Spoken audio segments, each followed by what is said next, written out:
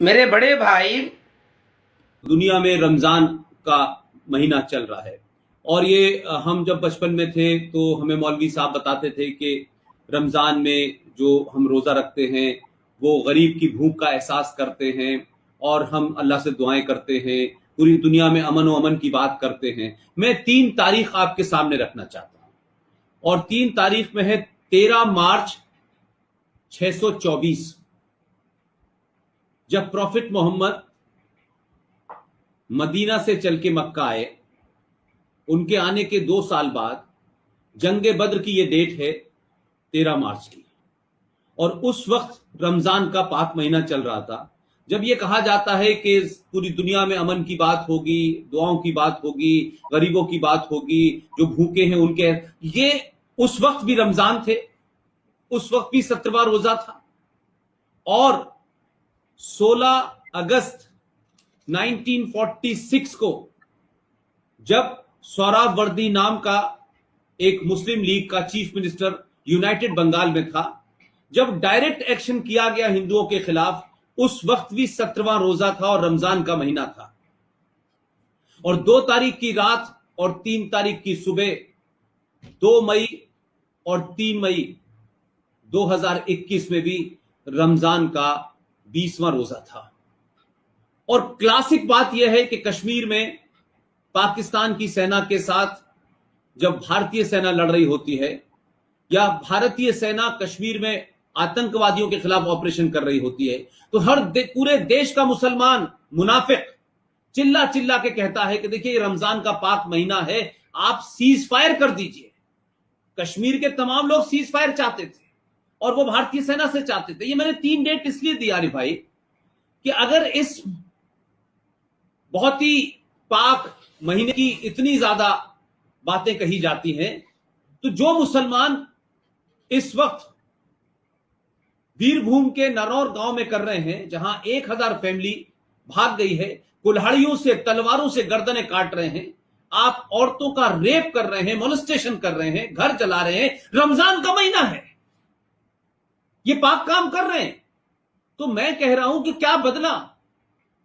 624 سے لے کر کے 16 اگست 1946 اور 3 مئی 2021 میں بدلا کیا؟ تو یہ صرف کیا ایڈورٹائزمنٹ ہے کہ رمضان پاک مہینہ ہمیں سیکریفائس کرنا سکھاتا ہے، ہمیں دوسروں سے محبت کرنا سکھاتا ہے، ہمیں دعائیں کرنا سکھاتا ہے؟ یہ کون سا کلر ہے اسلام کا، جہاں آپ رمضان کو بھی آپ کی حرکتوں نے، آپ کی ضلالت نے ایک لوگوں کے من کے اندر اس کے پرتی اس کی تئیں ایک خاص قسم کا بھاؤ تھا، ایموشنز تھا، اس کو بھی ختم کر دیا۔ اس پہ آپ کیا کہیں گے؟ میرے بڑے بھائی پشپیندر جی، آپ نے بدر کے واقعے کو، جو 3 مارچ 624 کا واقعہ ہے، مکہ سے مدینہ ہجرت کر جانے کے بعد کا واقعہ ہے نبی پاک صلی اللہ علیہ وسلم کا، اس واقعے کو بنیاد بنا کر آپ یہ سمجھانے کی کوشش کر رہے ہیں کہ بدر کا واقعہ جیسے مسلمانوں کا ماہ رمضان کے برکت والے مہینے میں ظلم و بربریت کا واقعہ ہوا ہے، اسی طریقے سے مسلمانوں نے دیگر موقعوں پر بھی ظلم و بربریت کی ہے۔ میرے بڑے بھائی، عقل کے پیدل اندھیرے میں ڈوبے ہوئے، راستے سے بھٹکے ہوئے، ایک بھارت کی 130 کروڑ جنتا کو گمراہ کرنے کا بیڑا لیے ہوئے، 130 کروڑ جنتا کو مانسک غلام بنانے کی تم جو ہے تگ و دو اور راتوں دن کوشش کرتے ہوئے، میرے ظالم بھائی، آپ اس کی ٹیکنیکل باتوں پر غور کرو۔ بدر کے واقعے کو لے کر، بدر کا واقعہ مدینے سے قریب ہوا تھا، بدر کے میدان میں، اور پہل جو کی تھی مکہ کے مشرکین نے کی تھی، پورے ساز و سامان ہتھیار کے ساتھ مکے کے مشرکین آئے تھے۔ بعد میں مسلمانوں کو معلوم پڑا کہ مکے کے مشرکین حملے کے لیے آ رہے ہیں، تو اس کے بعد مدینے کے مسلمان صحابہ کرام نبی پاک صلی اللہ علیہ وسلم کی سپہ سالاری میں، نبی پاک صلی اللہ علیہ وسلم کی قیادت میں مدینے کے مسلمان نکلے ہوئے تھے مدینے کے باہر، اور مدینے کے مسلمان 313 تھے، اور ڈیفنس کیفیت میں تھے، لاٹھیاں لے کر پہنچے تھے بدر کے میدان میں مسلمان۔ میرے بھائی، یہ پورے واقعے کی ٹیکنیکل بات سے پتا چلتا ہے کہ بدر کے مسلمان بھی مظلومیت میں، ڈیفنس پوزیشن میں، دفاعی کیفیت میں، لاچاری و مجبوری کے ساتھ مسلمان نہ چاہتے ہیں بدر کے میدان میں پہنچے تھے، ڈیفنس کیفیت میں پہنچے تھے. اس سے بات معلوم پڑتی ہے کہ تم خود اپنے جال میں پھنس چکے ہو میرے پشپیندر بھائی. بدر کے میدان میں جیسا مسلمان ڈیفنس پوزیشن میں مجبوری اور مظلومی کے ساتھ پہنچے تھے، مجبوراً نہ چاہتے ہوئے، 1400 سال سے دنیا کے مسلمان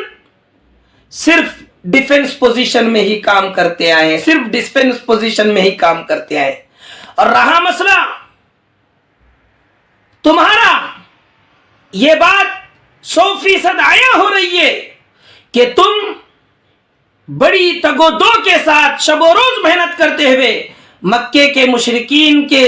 سردار ابو جہل کا رول ادا کرنے کی کوشش کر رہے ہو. تم ابو جہل بننا چاہ رہے ہو،